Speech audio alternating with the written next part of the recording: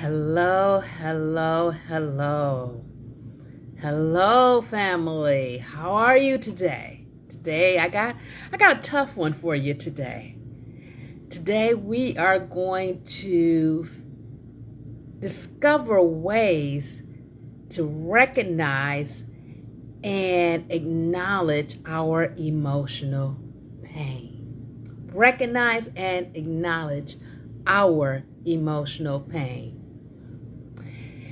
You know, even though point in time in my life, I'm a therapist, I work with people on their emotional intelligence and their mindset. There once was a time, though, when I denied my own feelings, my own emotions, and I shoved them down.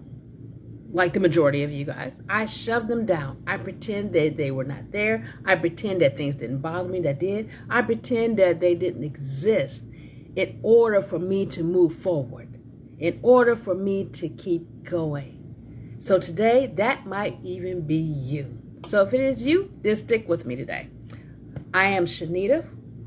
I am your mindset coach, and I help you to heal from your traumatic experiences as well as uncover and discover who you are so that you can live a life of wholeness and purpose. So let's get started on these 5 ways that you can recognize and acknowledge your emotional pain.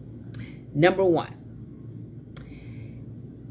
pay attention to your physical reactions to circumstances or sounds or what someone says, or even sometimes is a smell causes a reaction.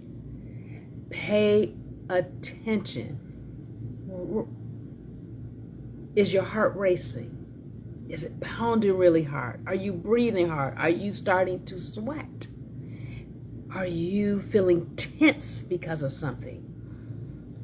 This is a sign that you are in emotional pain.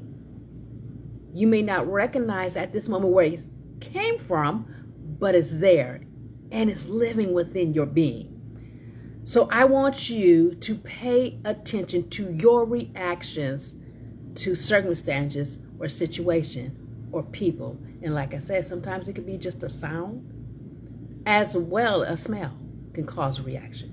So the first thing I want you to do is pay attention to your emotional reaction or your physical reaction. The second one is I want you to begin to journal your emotions.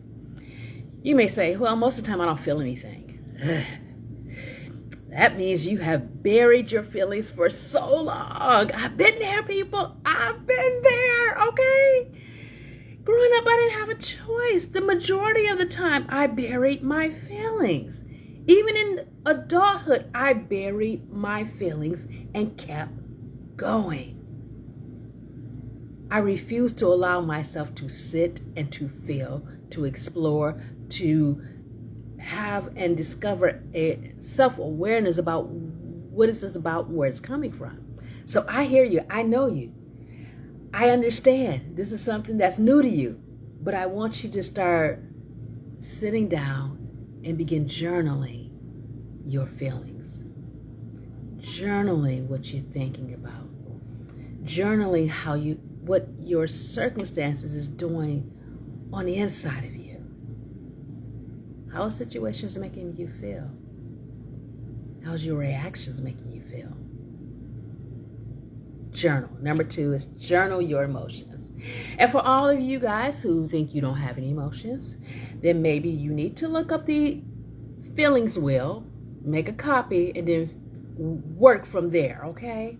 There's nothing wrong with that because we've buried our emotions and our feelings for so long, we don't really recognize that they're still there and they're controlling our reactions to circumstances. All right. So number 2 is journal your feelings. Number 3, identify patterns. Whew.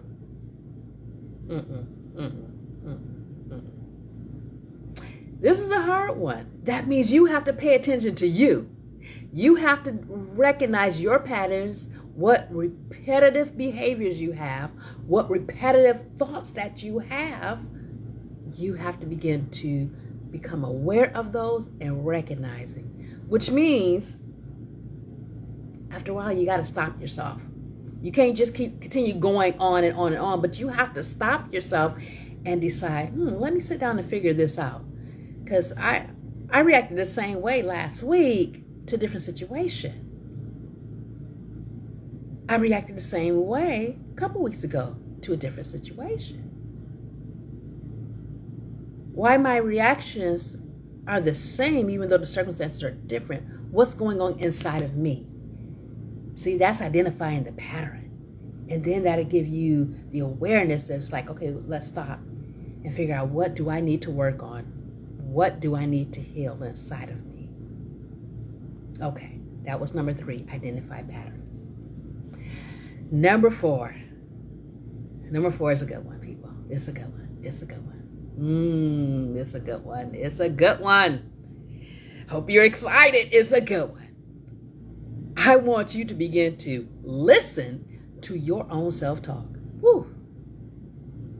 And we have to go back to, journaling your emotions, because this is going to require some journaling too. I want you to begin to listen to your own self-talk. Stop and write down the things that you are telling you.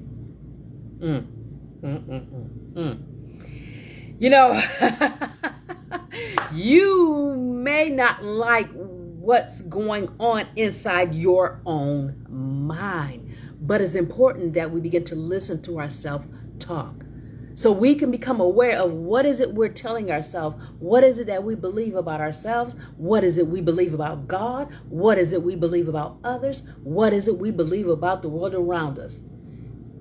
If we begin to listen and write down and journal our self-talk, then we will have the ability to figure out, is this really true? Should I challenge this thought? How do I feel about what I'm thinking about at this moment?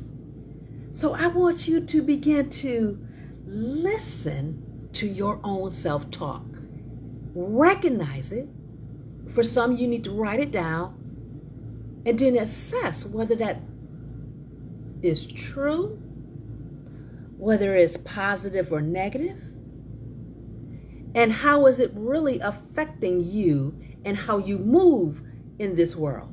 So I want you to begin to listen to your own self-talk. And number five, we all have them, and I want you to begin to pay attention to them. Number 5, be mindful of your triggers. Triggers are, for example, maybe a place that stirs up some really, really intense emotion, a place or a person or what somebody says or a tone.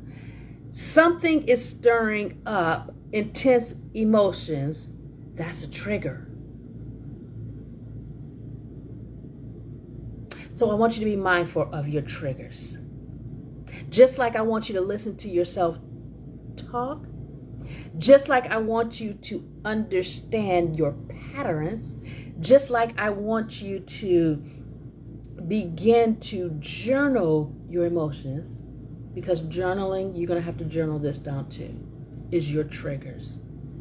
And I want you to do this before you have a reaction to a situation. You know, say for instance, you and someone gets into an argument and you go from 1 to 10 in a matter of seconds over minor issues.